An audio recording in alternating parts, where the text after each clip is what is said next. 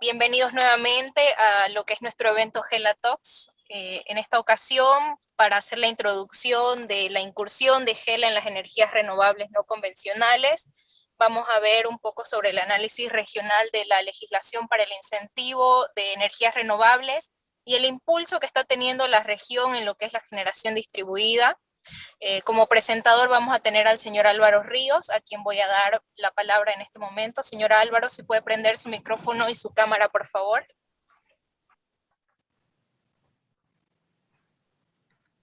Muy buenas noches, gracias Andrea. Y bueno, nuevamente en este nuestro nuevo Gela Talks, que de esta vez dejará un poco el ámbito de los hidrocarburos para insertarnos en lo que el mundo necesita y quiere, que son energías más limpias, energías renovables, y que en nuestra región no pueden quedar ajenas a lo que está ocurriendo en el planeta. Para este efecto, la consultora en los meses pasados ha hecho una búsqueda muy fuerte de personas. Y bueno, ahora tenemos dos especialistas con experiencia eléctrica y de renovables muy fuerte. Está José Lanza, quien tiene una experiencia amplia en el sector boliviano e internacional, y pues ha trabajado ya con nosotros en algunos proyectos de energía renovable. Y también Adrián Moreno, quien nos acompaña de nuestra oficina en Ecuador, quien estará dando el soporte y complementando los trabajos que viene haciendo Gas Energy en los pasados 15 años, donde tenemos la gran especialidad de gas natural. Yo personalmente me declaro un desconocido, un novato de las energías renovables, y es por eso que hoy día tenemos a José Lancia y a Adrián Moreno. Adelante, por favor, Andrea, la próxima lámina. Nada más, este es el tema que hemos elegido, como se ha dicho. Voy a hablar 2 minutos y luego voy a ceder la palabra a Adrián y a José, por favor. Adelante, Andrea, por favor. Adelante, Andrea. La próxima, por favor. Muy rápidamente, quería comentarles que, como les he dicho, la consultora viene desarrollándose en el ámbito de América Latina por los pasados 14, casi 15 años, y nuestros trabajos han sido muy focalizados hacia la industria de los hidrocarburos, pero particularmente al gas natural. Creo que desde nuestra región tenemos que contribuir también a lo que todo el mundo reclama, el calentamiento global, y Latinoamérica, felizmente voy a decir que es una región bastante limpia en materia de generación de energía eléctrica, ¿sí? La mayoría de los países tienen muy buenas cantidades de generación de agua y se complementan muy bien con el gas natural, que le da una matriz energética limpia. Como vemos ahí, América Latina tiene un 5%, comparado, por ejemplo, la generación eléctrica carbón en Estados Unidos, que es 23%, en Europa 16% y en China 65%. Entonces, estamos empezando con grandes avances y creo que las energías renovables son un hecho y van a venir, y nosotros como Gas Energy vamos a acompañar. Adelante, la próxima, por favor, Andrea. ¿Sí? Nada más decirles que estos son los temas que va a tocar Gas Energy Latinoamérica en todos los países de América Latina donde tiene presencia, de México a la Argentina. Vamos a trabajar en definición, análisis del sistema regulatorio, como van a ver ustedes ahora, identificación de las necesidades, problemas de los clientes que requieran cambiarse a sistemas renovables, control de costos y eficiencia energética, definición de la mejor tecnología, tamaño, ubicación, determinación de puntos de conexión a la red, determinación del despacho de energía, ingresos y costos de operación y mantenimiento, rentabilidad, flujos de caja, valor de la empresa y una serie de otros factores que por supuesto van a estar a la cabeza de Adrián y de José Antonio Lanza, quienes nos van a acompañar. Adelante, Andrea, por favor. ¿Sí? Bueno, con esto le voy a ceder. Esta es la breve introducción que quería hacer. Gracias por acompañarnos. Y ahora le voy a ceder la palabra para que nos den su posición, tanto Adrián como José Antonio Lanza, a quienes dejo la presentación. Gracias a ambos. Bueno, un cordial saludo a todos. Como ya lo dijo Álvaro, Gela ingresa a este entorno de las energías renovables y bueno, con esta presentación pretendemos dar una visión general de qué es lo que está pasando a nivel regional, pero específicamente en lo que es generación distribuida, esa generación que está cerca de la demanda en los sistemas de distribución. Para ello, empezamos con una breve explicación de lo que es la generación concentrada o la generación actual, la habitual que conocemos de ese sistema centralizado, pues son grandes centrales que están ubicadas alejadas de la carga y requieren pues de una red de transporte a través de sistemas de transmisión y sistemas de distribución hasta llegar a sus clientes finales, tanto industriales, comerciales o residenciales.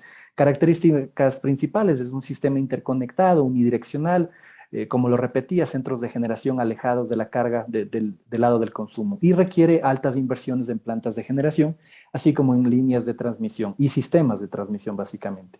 ¿Cuál es la principal desventaja? Pérdidas eléctricas en transmisión y distribución por estos trayectos para transportar la energía. Siguiente, por favor. ¿Qué es la generación distribuida? Bueno, es la generación conectada a la red de distribución justo en el lado de la demanda donde se produce el consumo y en lugar de y se la conecta, a diferencia de las grandes centrales, se la conecta directamente a la red de distribución, básicamente, ¿no? Se la considera como generación distribuida aquella que es menor a los 10 megavatios, hoy entendida como generación solar, eólica y en algunos casos biomasa. Infraestructura de medición bidireccional para el gerenciamiento de la oferta y la demanda, tiene ese componente interesante porque es una generación que puede estar aportando al autoconsumo de un comercio, de una industria y a su vez también demandando la necesidad de energía cuando no pueda suplirlo este sistema, ¿no? Los sistemas de generación distribuida requieren modificaciones a los marcos normativos, como lo hemos conocido y lo hemos evidenciado en los países, reglamentarios, tarifarios, para permitir esta flexibilidad tanto en la parte operativa como en la parte regulatoria. Siguiente, por favor. Bueno, ¿qué ventajas tiene y qué desventajas también tiene la generación distribuida? Bueno, en ventajas respecto a la transmisión, reducción de la congestión, como ustedes conocen, no voy a tener estos cuellos de botella de transmitir la energía que genero en una planta hasta llegar a la demanda, porque ya voy a tener una generación embebida en el lado de la demanda, ¿no? Adicionalmente, reducción en las pérdidas globales del sistema, lógicamente por tener un impacto directo en generación en el lado de la demanda y minimizar o reducir o ralentizar las inversiones en transmisión, porque ya no voy a tener esa necesidad de seguir ampliando mi sistema de transmisión para evacuar esa energía de las grandes centrales hacia la carga, ¿no? Adicionalmente, en la distribución, reducción de pérdidas en las redes de distribución, básicamente, mayor confiabilidad del suministro de energía eléctrica por tener ese aporte de la generación embebida en la carga, mayor control de energía reactiva y regulación de tensión, generación de energía limpia, con esto reducción de emisiones de CO2, etcétera, y minimización de impacto ambiental. Y desventajas, bueno, ustedes conocen que básicamente las energías renovables se han caracterizado por vincularse al ámbito de la generación distribuida y estos recursos pues son variables, tienen esa condición de intermitentes, no las podemos gestionar ni administrar ni despachar a conveniencia nuestra, sino que dependemos de ese flujo o del recurso, de la disponibilidad de ese recurso que es variable, ¿no? ¿Qué desafíos existen en la generación distribuida? Bueno, la recuperación de los costos de inversión en generación y transmisión, reducción de ingresos de rentabilidad en las empresas distribuidoras bajo el escenario del esquema de sistema convencional y una mala regulación de la generación distribuida podría afectar a las tarifas de electricidad. No podríamos impulsar un desarrollo digamos, masivo de la generación distribuida sin hacer un análisis económico y tener un equilibrio en cuanto a cuál es la necesidad para beneficiar al consumidor sin que se vea afectado. Siguiente, por favor. ¿Qué mecanismos son utilizados en la generación distribuida o qué esquemas son los que se implementan? El autoconsumo, la producción de energía consumida en tiempo real, no contabilizada ni facturada, no existen compensaciones por generación de excedentes. Básicamente, una industria, un comercio o una vivienda que quiera abastecerse de energía limpia, autoabastecerse, pues con una instalación solar se lo puede hacer y el excedente que ingrese a la red pues no va a ser ni neteado ni facturado, simplemente será entrará al sistema sin ningún realce, ¿no? La medición neta o balance neto, en inglés el net metering, que es excedentes producidos por el generador distribuido, son inyectados a la red y permiten obtener crédito para consumos futuros. O sea, hacemos un neteo con la empresa distribuidora. Al estar conectados, pues en algunos meses yo voy a generar más energía de la que consumí y en otros voy a consumir más de la que generé. Entonces, ese es el neteo o balance neto que se da. Y el net billing, que es una retribución económica que se les da a los generadores distribuidos con los excedentes que venden a la empresa eléctrica.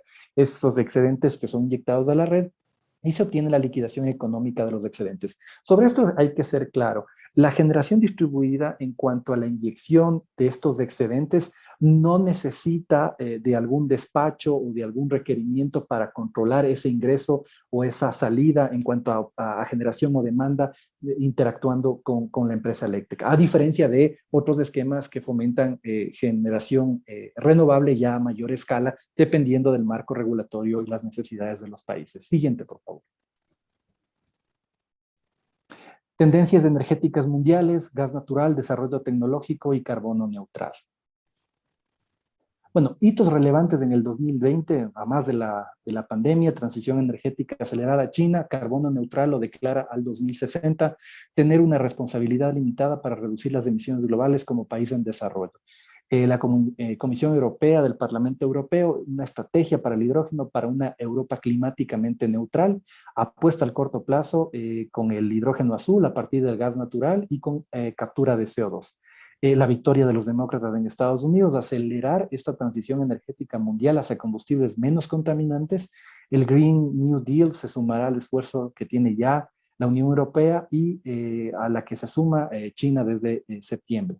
Entre esto, como ustedes lo conocen, en esta transición, el gas natural es un importante energético que será el encargado de reemplazar al carbón en el corto y mediano plazo con la interacción de las energías renovables y también el hidrógeno que se viene. Siguiente, por favor. Identificación y mapeo de recursos naturales en nuestra región latinoamericana. Bueno, como lo decía Álvaro, la región, además de su rica abundancia en cuanto a recursos y esta tendencia mundial, pues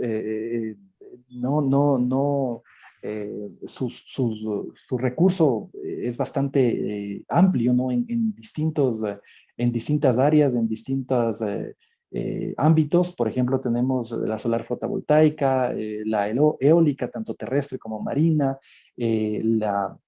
los residuos de biomasa, y esto ha sido levantado con información del Banco Interamericano de Desarrollo, que aproximadamente América Latina y el Caribe tiene un potencial eléctrico renovable de 22 veces más que la demanda esperada de la región en el 2050. Entonces, bajo este escenario, estas características, la región es un importante actor en esta transición por el abundante recurso que tiene y diversificado en todas las fuentes, ¿no? Siguiente, por favor.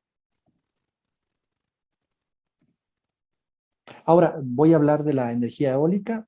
Latinoamérica tiene un importante potencial de energía eólica que está básicamente localizado en el cono sur, como ustedes lo pueden ver. Este mapa es del mapa de densidad eólica del Banco Mundial y bueno, resalta básicamente esta gran participación o gran potencial que se tiene en el cono sur con rangos superiores a los 300 vatios por metro cuadrado a 100 metros de altura. De igual forma, en la región existen otras zonas no tan con alto potencial, pero existen zonas en los países que han sido desarrolladas y es por eso el fuerte crecimiento de esta energía en la región, como lo vamos a ver en la siguiente lámina. Como les mencionaba, el crecimiento de la energía eólica del 2006 al 2019, la energía eólica es la fuente de electricidad de más rápido crecimiento en la región. En la última década, 23% de la generación ingresada o puesta en operación en la región fueron provenientes de generación eólica, ¿no? Y el crecimiento del mercado eólico hasta el 2030 en un escenario de business as usual, pues lo podemos ver, hablamos de cerca de 70 gigavatios o de un escenario acelerado de más de 85 gigavatios. Siguiente, por favor. Ahora bien, otro de los recursos también importantes en nuestra región, la energía solar. Bueno, Latinoamérica cuenta con gran recurso de energía solar, hablamos de un promedio de 4.2 a 5.2 kilovatios hora por metro cuadrado. Y bueno, zonas espectaculares como la región de Perú y la región de Chile, al igual que una parte de Brasil, México y la zona de Centroamérica, en las que tienen un gran potencial. En el caso del Caribe, sistemas fotovoltaicos independientes han sido un medio para lograr el desarrollo económico y social en áreas remotas por esas condiciones. Siguiente, por favor. Y en la energía solar, ¿cómo se planifica o qué se proyecta en cuanto a inversiones a nivel de la región en el tema de energía solar fotovoltaica? Bueno, en cuanto a potencias, hablamos que al 2050 cerca de 281 gigavatios en nuestra región, y en inversiones eso significaría aproximadamente 7 billones de dólares en el periodo 2019-2050. Siguiente, por favor. Bueno, ahora vamos a hacer una pequeña revisión de los avances normativos en generación distribuida de los países de Latinoamérica, 8 en total. Vamos a revisar México, Brasil, Chile, Perú, Colombia, Argentina, Ecuador y Bolivia. Este es un mapa cronológico de cómo iniciaron las tendencias o los primeros pasos en la generación distribuida en nuestra región. Algunos países fueron iniciando de una forma más rápida en el 2008, Panamá, luego México, Uruguay, luego tenemos Guatemala, de otra forma un poco más tardíos, Jamaica, Bahamas, Nicaragua, Argentina, pero esto lo que quiere decir es que la tendencia está y todos los países se han ido alineando a esta nueva tendencia de permitir esa interacción con la demanda y tener también la participación de los consumidores, ¿no? Siguiente, por favor. Ahora, ¿qué se requiere para operar los sistemas de generación distribuida? Bueno, los marcos técnicos dependen de cada país, pero básicamente se requiere la coordinación de los sistemas eléctricos, obviamente en el lado de la distribución, en cuanto a infraestructura y en el tema operativo. ¿Qué efectos podríamos tener? Bueno, sobrecargas, el tema de protecciones, el esquema de protecciones, control de tensión y frecuencia, podría crear problemas financieros a las empresas en el caso de tener un impulso masivo y que vaya en ese desequilibrio económico de las empresas por cuanto a oferta y demanda y la recuperación de la venta de la energía a través de sus clientes. De igual forma, clientes de generación distribuida pagarían menos que otros por la transmisión y distribución. Lógicamente ya no utilizan esos medios, ya no utilizan esa infraestructura para hacer uso de la energía, ¿no? Bueno, aquí vamos un par de ejemplos. Usuario residencial evita el cargo de la energía, usuario comercial e industrial evita el cargo de la energía y evita la potencia coincidente, porque tienen una mayor demanda, un mayor requerimiento energético, ¿no? Entonces, esto se diferencia un poco. El residencial va más con con minimizar el cargo de energía, los kilovatios hora, y el usuario comercial tanto en energía como la potencia coincidente o la potencia punta que se da. Siguiente, por favor. ¿Qué oportunidades y beneficios tenemos en la generación distribuida? Un poco ya lo hablé en la lámina anterior. Primero, la normativa, regulación técnica y el esquema tarifario es la base para hacer análisis y para ver la viabilidad y esa oportunidad del beneficio en cuanto al usuario industrial, comercial o residencial de inyectar instalar una planta de generación distribuida, ¿no? La evaluación del recurso, lógicamente, qué recurso tiene, en qué volumen y cuánto podría generar. Y va a depender de esa curva de demanda por el hecho de cómo consume, tanto en potencia o energía, como lo decía, más el tema potencia y energía en el lado industrial y comercial y más la parte de consumo energético en el lado residencial. Bajo estas características, estos aspectos, se pueden desarrollar análisis de viabilidad técnica y luego pasar a la viabilidad económica con el esquema que esté implementado en el sistema, puede ser el net billing, el net metering o el autoconsumo para ver esa viabilidad y qué tan viable es recuperar la inversión que voy a realizar para mi sistema de generación distribuida. Siguiente, por favor. Bueno, como les comentaba, ahora vamos a hacer una pequeña revisión, algo rápido de los países, son 8 en total. Tenemos a México, bueno, hablamos de generación distribuida, ellos lo determinan hasta 500 kilovatios. Obras de refuerzo, el distribuidor debe anticipar necesidades de expansión en la red. Si las obras no fueron previstas, el solicitante puede hacer las obras a favor de la empresa de distribución. Bueno, y en comercialización tienen los tres esquemas: medición neta de energía, facturación neta o venta total de energía, dependiendo del entorno en el que se desarrolla el proyecto. Siguiente, por favor. En el caso de Brasil, bueno, tenemos dos esquemas: microgeneración distribuida menor o igual a 75 kilovatios y una mini generación distribuida que va de 76 kilovatios hasta 5 megavatios. Es un aporte ya bastante importante, una generación distribuida de 5 megavatios, ¿no? Bueno, los costos de adaptación de la red financiados por el interesado en ambos casos, y la retribución por generación distribuida, hablamos de una medición neta, es un neteo, ¿no? Básicamente. En el sistema de generación distribuida en Brasil está en maduración y crecimiento, con proyecciones de inversión de alrededor de 10.000 millones de reales en los próximos 2 años y un crecimiento de capacidad aproximada de 3 gigavatios. Siguiente, por favor. Ahora, en el caso de Chile, de igual forma, hay dos esquemas: pequeños medios de generación distribuida, menores a 9 megavatios, es una importante potencia, mucho mayor que el caso de Brasil, y el net billing, que hablamos de sistemas de hasta 300 kilovatios. Lógicamente, dependiendo de su potencia, se interconectará en media tensión o en media o baja tensión, ¿no? De igual forma, el estudio de conexión es elaborado por la empresa distribuidora en el caso de los pequeños medios de generación, y en el caso de el net billing de hasta 300 kilovatios, elaborados por la empresa distribuidora, y procedimiento de conexión simple y regulado. En cuanto a la comercialización para usuarios regulados, en el caso de pequeños medios, venta de energía a precio estabilizado, se lo va a regular cada 6 meses. Y en cuanto al net billing, energía de autoconsumo descontada 1 a 1, energía inyectada a la red se valoriza a costo de energía consumida, excedentes se descuentan en facturas subsiguientes. Siguiente, por favor. Para el caso de Perú, de igual forma, hay dos esquemas: mediana generación distribuida entre 200 kilovatios y 10 megavatios, y microgeneración distribuida solamente hasta 200 kilovatios, ¿no? Costos de adaptación de la red, ambos casos financiados por el Estado. Comercialización para usuarios regulados, puede vender la energía a las empresas de distribución para usuarios regulados. Peajes aplicados con la medición neta coincidente, ¿no? En el caso de microgeneración distribuida no se permite la venta, el net metering, límite para el crédito es de 1 año calendario y peaje según normativa vigente. Siguiente, por favor.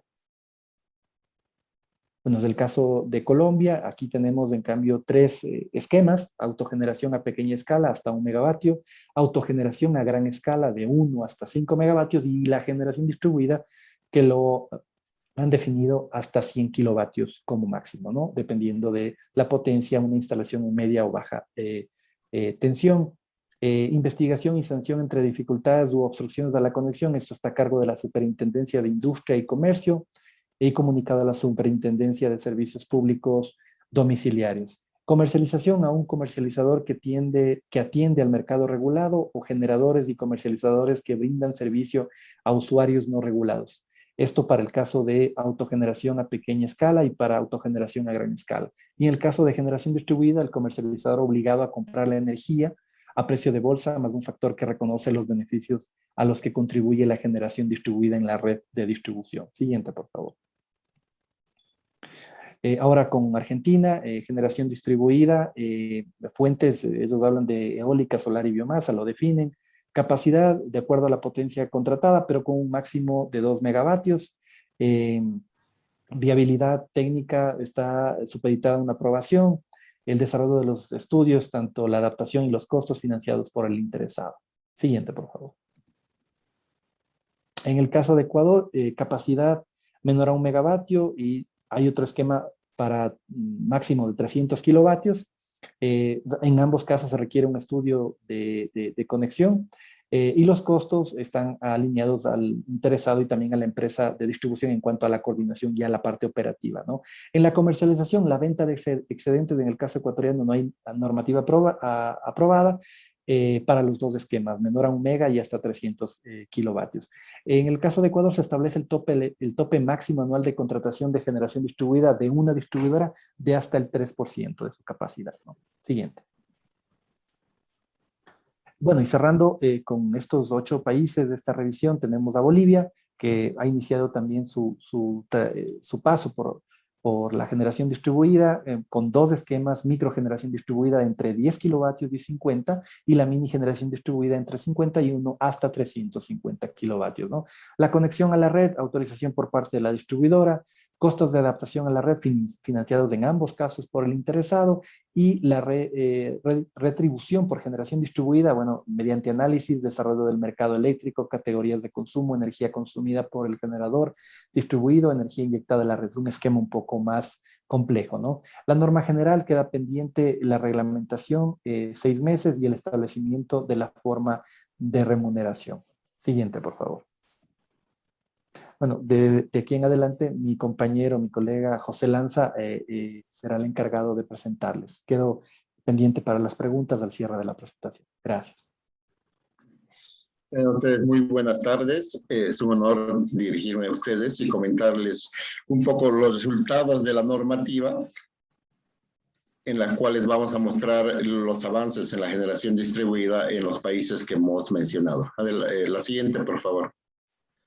Vamos a empezar con México, y estos 3 primeros países que les voy a comentar son los primeros que han iniciado con la generación distribuida y en general con las energías renovables. Empecemos con México, que para poner en contexto, tiene una potencia instalada de casi 60 gigas y con una matriz básicamente térmica. Básicamente el 74% es térmico y un 26% que ven ustedes en el país en color verde son tecnologías limpias, entre las cuales se tiene hidroeléctrica fundamentalmente, nuclear, eólica, cogeneración, geotérmica, bioenergía y fotovoltaica. Siguiente, por favor.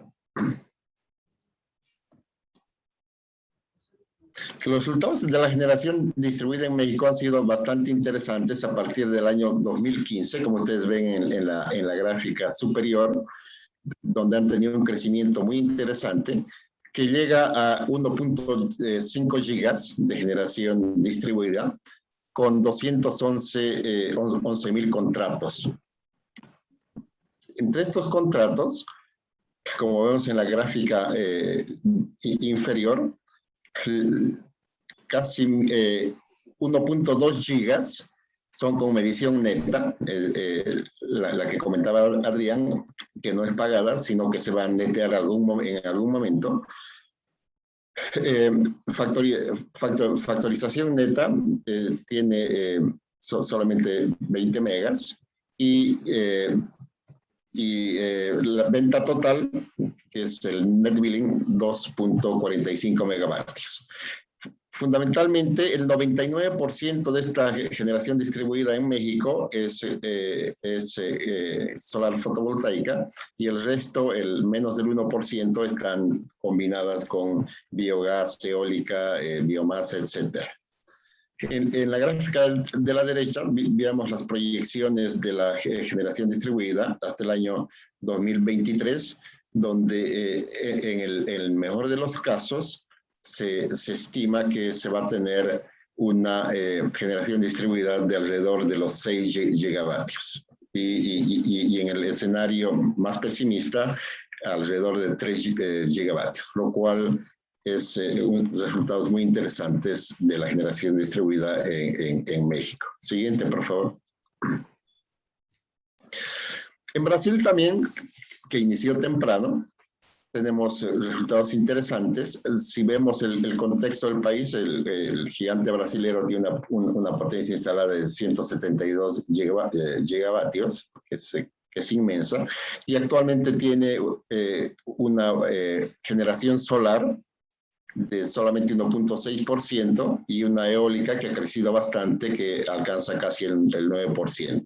El resto es básicamente generación hidráulica, el 60%, y lo que queda es generación térmica. La proyección que tiene Brasil para el año 2050, como ustedes ven en el país de la derecha, es básicamente ya no instalar generación hidráulica en el país y abocarse fundamentalmente a las energías renovables, con una proyección de la generación distribuida de 70 gigavatios, que sería el 21%, y una generación centralizada solar de 54 gigavatios, que son el 16%. Entre ambas están cerca del 40% de la matriz eléctrica del Brasil.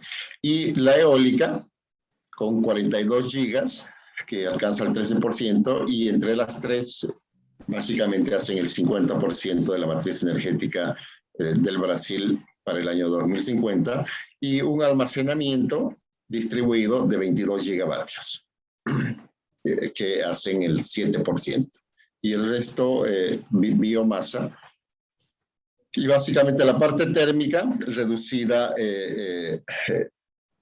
a 13 gigavatios, que hacen un 4%. Siguiente, por favor. El crecimiento de la generación distribuida en Brasil ha sido muy interesante. A la fecha, a marzo de este año, se tiene básicamente 5.4 gigas de generación distribuida instalada en el Brasil, con un 97% que es de la generación solar fotovoltaica, y el resto, el 3%, está entre la eólica, biomasa y algunas otras. Fundamentalmente, como vemos en la gráfica de la derecha, la mayor cantidad de estas instalaciones están en el sector residencial y en el sector comercial, que alcanzan a cerca del 60%. El otro sector interesante, el sector rural, que han aprovechado bastante bien en cuanto a generación distribuida, debido a los campos extensos que tienen, y también el sector industrial, que está creciendo grandemente. Y algunos otros que han crecido muy poco es el sector público, es decir, todas las instalaciones públicas que no están usando sus techos para la generación distribuida, y también la iluminación pública, que tiene una escasa participación. Siguiente, por favor. Y el tercer país, con interesantes resultados, tanto en generación distribuida como en energías renovables no convencionales, es Chile, que tiene una potencia instalada a la fecha de casi 30 gigas, y hasta el año 2021 en energías renovables, tanto sobre todo en solar y en eólica, ha logrado instalar 10 gigavatios de potencia, con un excelente resultado. Lógicamente en Chile se justifica, era fácil prever este crecimiento de las renovables, considerando que ellos no disponen de recursos naturales de gas y petróleo, y por lo tanto el cambio de su matriz energética era urgente. La siguiente página, por favor. En cuanto a generación distribuida, también han tenido un crecimiento sumamente interesante. A la fecha están con casi 1.6 gigas de generación distribuida instalada, con grandes clientes que hacen como 175 megavatios, y con los medio grandes que hacen casi 1.0 gigas, como vemos en la gráfica de la izquierda, con una instalación básicamente solar. Y en la parte de net billing, estas dos tienen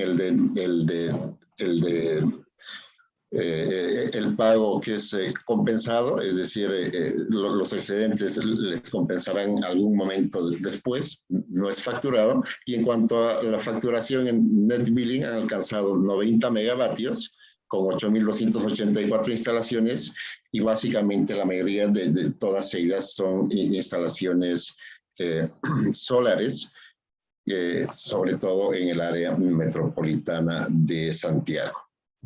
Siguiente, por favor.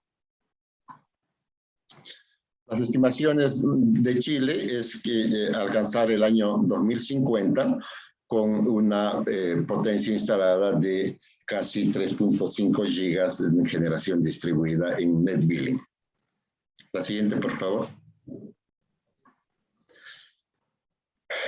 ¿Qué ha hecho esto posible? Este crecimiento, sobre todo solar, en estos tres países, el decrecimiento de las inversiones en el sector solar, que han tenido una caída desde 2010 a la fecha del 82%, básicamente desde los $3,000 el kilovatio instalado hasta lo que es hoy en día los $1,000 o los 705 en las instalaciones más eficientes, lo cual ha hecho posible que esta energía pueda competir con la energía térmica, sobre todo la de gas. Siguiente, por favor.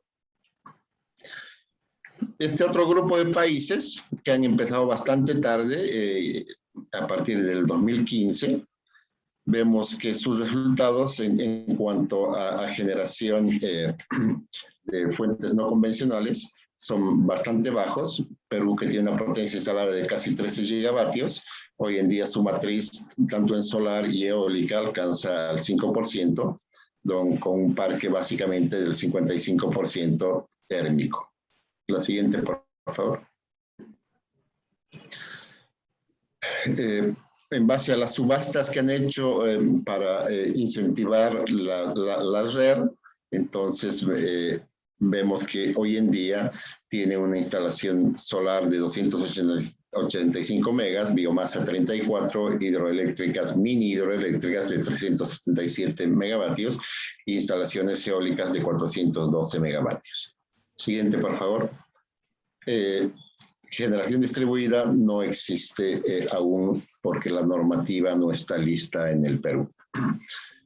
En Colombia también vemos que el impacto de las energías no convencionales es bajísimo. Básicamente su matriz es eléctrica, es fundamentalmente hidráulica, tanto con embalse como de pasada, como vemos en la gráfica de la izquierda, en la parte azul y celeste, y en la parte naranja, que es térmica. Y en la parte inferior es la parte de básicamente de energías renovables, que como vemos en la gráfica del centro, de la derecha, perdón, la energía solar apenas es el 0,4% y la energía eólica es el 0,2% de la matriz energética colombiana. La siguiente, por favor. En generación distribuida, a la fecha tienen una instalación de 40 megavatios y estiman ir creciendo hasta el año 2035 hasta alcanzar cerca de los 700 megavatios de potencia instalada en generación distribuida. No le están poniendo un fuerte énfasis en el desarrollo de estas nuevas tecnologías en Colombia. La siguiente, por favor. En Ecuador también pasa algo similar.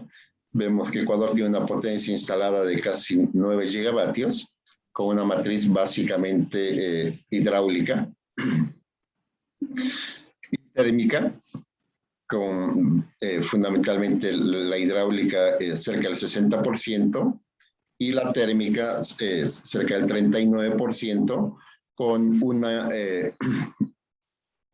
instalación de fuentes de energías renovables no convencionales muy baja, que hacen la fotovoltaica un 0,32% y la eólica que está por los 0,24%, prácticamente nada. Siguiente, por favor. En generación distribuida aún no tienen ningún cliente y tampoco hay grandes expectativas para las generaciones de las energías no convencionales en su plan que ha sido modificado hace un par de meses atrás, en su plan del 2027, donde básicamente su crecimiento está centrado en la parte hidráulica y en la parte térmica, con muy poco crecimiento, como ustedes pueden ver en la gráfica de la derecha, en la parte verde, de la energía solar y la energía eólica. No hay, tienen 2,5 megavatios de potencia instalada en generación distribuida hasta la fecha, prácticamente nada. Siguiente, por favor. La Argentina, que básicamente ha arrancado el 2018 con la generación distribuida, pero mucho antes con las energías renovables no convencionales, ha tenido resultados interesantes en cuanto a la instalación de centrales eólicas y y solares, que alcanzan a cerca de los 5 gigavatios en la Argentina a la fecha, y en generación distribuida ha alcanzado los 5 megavatios a junio del año 2021, en generación distribuida fundamentalmente el 100% de energía solar. Siguiente, por favor. Y en Bolivia no hay, el futuro va a seguir siendo hidráulico por el cambio de la matriz que ha apostado el gobierno boliviano, fundamentalmente, reduciendo a un valor bastante bajo a las térmicas y con muy poco énfasis en lo que son las energías renovables no convencionales, como vemos en la gráfica de la derecha, en la parte violeta. No hay instalaciones de generación distribuida a la fecha. Bueno, hay un cliente conectado como generador distribuido en el país. Siguiente, por favor.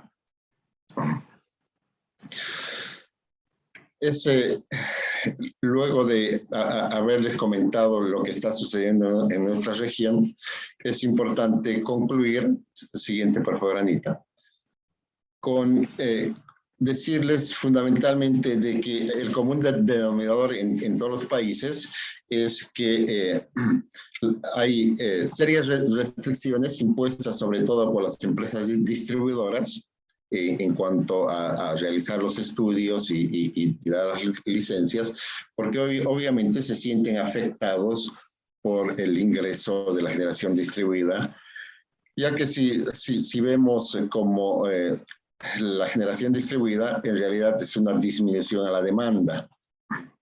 A medida que entran generadores distribuidos en las ciudades, se está reduciendo la demanda por estos autogeneradores. Entonces, obviamente, eso impacta negativamente en las empresas distribuidoras porque le está reduciendo su volumen de negocio de venta de energía. Y, lógicamente, no es el esquema que más felices los vuelve a ellos. En estos 3 países que han iniciado temprano y que tienen resultados bastante interesantes en generación distribuida, la gran preocupación que existe hoy en día es que se trabaje se mejore la garantía jurídica sobre los contratos existentes. Sabemos que los primeros que han entrado con ciertas reglas de juego, probablemente con mayores ventajas que los que están entrando actualmente. Entonces lo que se está pidiendo es que se respete las reglas con las que entraron y no cambiarles las reglas de juego a la mitad del partido. En Brasil ha habido un acuerdo ya entre el gobierno y las empresas de energías renovables no convencionales para ya tramitar una nueva ley que les dé estabilidad en el mercado a todos los actores, a los nuevos actores que están desarrollándose en estos nuevos mercados. ¿Cómo se oponen los distribuidores? Lógicamente, fomentando la congestión, tanto en la transmisión como en la distribución, lo cual va a retrasar el otorgamiento de licencias, y es el otro aspecto en el cual se está trabajando para tratar de levantar y que los usuarios puedan tener información anticipada sobre dónde podrían y dónde no deberían conectarse, y sobre todo que las empresas distribuidoras den solución anticipada a estos problemas de congestión. También lo que se está pidiendo es que se amplíen los límites de potencia de la generación distribuida. Ustedes han visto que son relativamente bajos las potencias, y lo que se está buscando es que se amplíen estos rangos para que esta generación distribuida crezca más. Lógicamente, las distribuidoras no están de acuerdo con incrementar estos porcentajes o estas cantidades. Con las señales actuales de precios no hay incentivos para el almacenamiento. Los precios son muy bajos, considerando que los costos de instalación para almacenar la energía son bastante altos. Y también se está pidiendo que las reglamentaciones se las modifique o entren las nuevas con una mayor celeridad. Y también una gran crítica es que nuestro gran mal, bueno, un mal mundial, pero muy agrandado en esta parte de Latinoamérica, es que la corrupción está en todo lado y también está la corrupción en el proceso de otorgamiento de licencias y permisos. Siguiente, por favor. En Perú y Colombia, que son entraron como la segunda camada de países, más o menos alrededor del 2015. Sus normativas no son muy amigables para la generación distribuida porque básicamente están muy direccionadas a la inversión privada, no tanto a la inversión personal o cooperativa o comunitaria de la sociedad, lo cual complica porque tienes que ser actor del mercado. En el caso del Perú o en el caso colombiano, tienes que comercializar a través de un comercializador tu energía, lo cual complica el tratamiento y las aprobaciones. También hay los problemas de licencias que están muy retrasadas y que no están haciendo factible la instalación de generación distribuida en estos países. Siguiente, por favor. Y finalmente, el último grupo que ha entrado bastante tarde, a partir del 2018, Argentina y Ecuador el 2020 y Bolivia el 2021, tienen el gran problema común de estos tres países, que sus tarifas eléctricas están subsidiadas, lo cual complica que el retorno para los proyectos de generación distribuida. Por lo tanto, hay un acceso limitado a los créditos para poder hacerlo. El retorno es muy largo. Esto hace que la generación distribuida en la Argentina, por ejemplo, haya tenido una respuesta tan baja, cuando ellos han previsto que para el año 2030 debían tener 1000 megavatios instalados. Hoy en día tienen 5.2 megas, lo cual, si siguen ese ritmo, los 1000 megas del 2030 lo van a alcanzar de aquí a un siglo. En Ecuador tienen 2 megas instalados, en Bolivia tienen un solo cliente, lo cual hace lógicamente a este esquema de tarifas subsidiadas que no vuelve en un tema interesante para todos nosotros que podríamos estar participando de este mercado. La siguiente, por favor. Finalmente, decirles de que la diversificación de la matriz energética es un camino sin vuelta en el mundo, y por lo tanto la región también está inmersa en esta temática. Vamos a cambiar la matriz porque el mundo está yendo en esa tendencia, y el gas natural va a ser, y las hidroeléctricas van a ser el ente aglutinador entre la generación renovable no convencional y la finalización de las energías térmicas a largo plazo hacia el año 2050. Un tema importantísimo de la generación distribuida es que está poniendo fuerte presión en que las redes eléctricas inteligentes se aceleren, y por lo tanto también un fuerte incentivo a que la eficiencia energética vaya avanzando más rápidamente. Hemos visto que los esquemas de promoción de generación distribuida varían de acuerdo a las realidades energéticas y tarifarias de cada uno de los países, y por lo tanto no es muy fácil compatibilizar los criterios para avanzar en un solo camino. estos distintos esquemas regulatorios y tarifarios en la región son la base para analizar los distintos beneficios y oportunidades para el sector comercial, industrial y residencial para el desarrollo de sistemas de generación distribuida. Entonces, el gran mensaje es que hoy en día nos gustaría dar a ustedes es que el camino que estamos siguiendo es un camino sin retorno y por lo tanto necesitamos señales buenas, señales interesantes, una normativa adecuada, reglas claras del juego y levantar todas las restricciones que tenemos hoy en día para poder avanzar y crecer en lo que es la generación distribuida. Siguiente, por favor. Muchas gracias por su atención y estamos atentos a sus preguntas. Muchísimas gracias, señor José. Muchísimas gracias al señor Adrián, que también es nuestro socio en Ecuador. El señor José se encuentra en Santa Cruz. Ahí ustedes pueden ver los correos electrónicos de nuestro socio director, el señor Álvaro, y de nuestros dos expositores del día de hoy. A continuación, el señor Álvaro va a proceder a dirigir algunas preguntas de nuestro público hacia nuestros expositores. Señor Álvaro, tiene la palabra.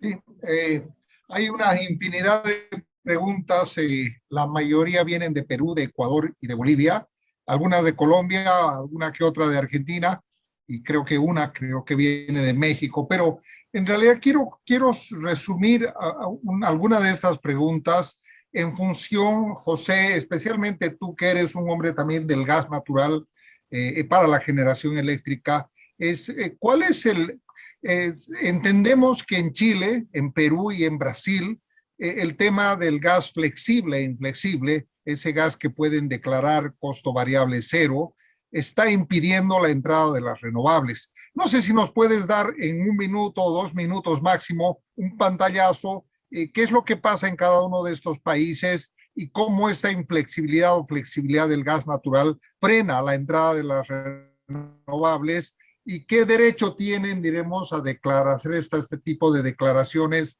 que no relevan realmente el costo del gas en la determinación de los precios y la formación de precios.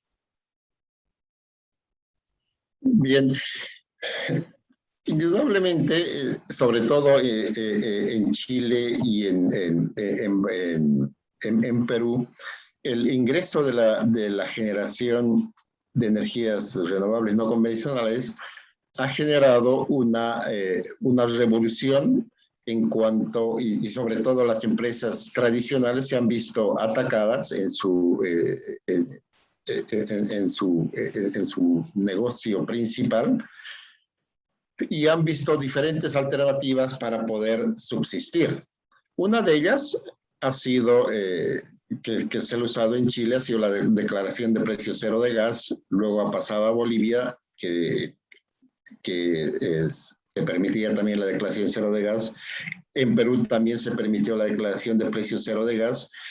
Medidas que al final, con la presión que existe para dar viabilidad a las energías renovables no convencionales, han hecho que los países vayan prohibiendo. Ya en Chile ya se prohibió hace tiempo atrás, en Bolivia hace más de 10 años que se prohibió la declaración de precio cero, y en Perú hace un par de meses atrás han fallado que ya no pueden declarar más precio cero. Esto hace de que, en definitiva, las energías renovables no convencionales tienen un camino más limpio para ir a competir al mercado. Pero el camino limpio que ellas tienen también tiene que ser sin tanto beneficio como de los que han estado gozando hoy en día, de reducción de costos de importaciones, impuestos, etcétera, etcétera, porque si todos van a competir, al final tendrían que competir en las mismas condiciones. Entonces, creo que hoy en día se ha llegado a, gracias a la reducción de los costos de inversión tanto en eólica y en solar, estas dos tecnologías fundamentalmente ya no necesitan incentivos ni beneficios adicionales de los gobiernos o de los estados para que estos sigan creciendo, ya que por sí mismos ya pueden competir con el resto de las tecnologías. Gracias, José. Una para Adrián, que va relacionada nuevamente al ámbito un poco conceptual. Adrián, el tema, tú vives en Ecuador y en Bolivia también sufrimos lo mismo y algunos países como Venezuela. ¿Cuán difícil es la barrera de los subsidios que existen a la gasolina, al diésel, al gas natural para la entrada de las renovables, a pesar de que existen pues estas leyes y se han franqueado estas regulaciones que tú las has podido presentar? Bueno, lo mismo que señala José, viene a ser un ejercicio en el que no existe una competencia limpia, digámoslo así, ¿no? De las tendencias, de las tecnologías, porque si tenemos subsidios en los energéticos para producir electricidad, por ende esos costos son irreales y esa factura o ese costo final que tiene el usuario no es el real. Por ende, al ser un menor valor real, digámoslo así, no podríamos compararlo con el costo real que tengamos ya cuando invertimos en una planta solar o en una planta eólica, porque no vamos hacia el mismo objetivo, que es ponernos en el mismo escenario y decir esto cuesta tanto y esto cuesta lo de acá. Si tenemos subsidios, esos afectan de una manera muy fuerte a tener claridad en cuanto al costo real de la energía y por ende en fomentar el uso de estas tecnologías que son de menor costo operativo, pero que se ven un poco afectadas al rato de comparar ya y competir con un costo de energía o de electricidad subsidiado, ¿no? Ok. Una pregunta que también se recurre es, dice, si ustedes fueran usuarios industriales, comerciales grandes, ¿en qué países tienen las ventajas más claras para desarrollar y generar su propia generación, especialmente con energía eólica y solar? ¿Cuáles son los países, diremos, que levantados los subsidios o que tienen escasos subsidios, su reglamentación realmente funciona y se puede ir a trabajar? Bueno, José, igual lo puedes complementar. Yo creo que sería Chile, eh, algo de Colombia, si bien Colombia está con generación distribuida, pero ya un comercio te permiten hasta esos 5 megas, entonces tú podrías ingresar ahí y tienes también retribución. Creo que Chile, Colombia y podría ser Perú, como que los que más claros en cuanto a este escenario de comercio e industria. No sé, José, si quieres complementar. Y creo que también va un poco de la mano con la formalidad de los gobiernos de los países.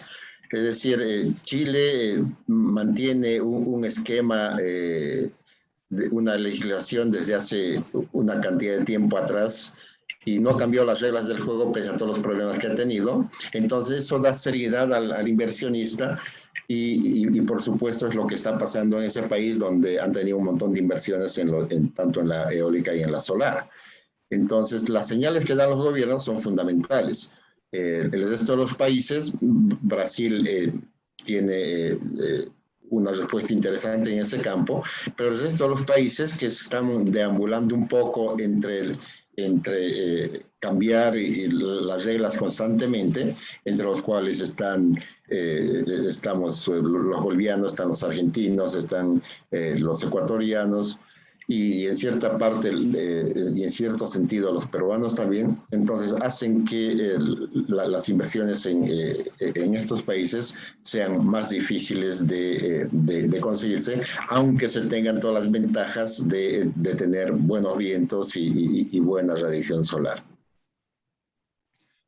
Última pregunta para ambos, muy cortita. ¿Existe mucho financiamiento disponible para que estas energías entren? ¿Cómo accederlas? ¿Dónde obtenerlas? ¿Cómo buscarlas? Un minuto para cada uno, por favor, porque casi nos hemos excedido la hora y teníamos planificado 45 minutos. Creo que si bien en el mundo hay mucho dinero disponible para este tipo de energías, es más, ya la banca internacional ya no está financiando proyectos térmicos, entonces es interés del país de agilizar estos para traer esos créditos y poner a disposición de los inversionistas en cada uno de los países. En Chile, en Brasil y en México, los bancos financiadores internacionales están trabajando en forma bastante positiva y adecuada, pero en el resto de los países el acceso al crédito es muy difícil debido a que los retornos en general no son muy interesantes porque las legislaciones, las regulaciones no están claras o no están terminadas.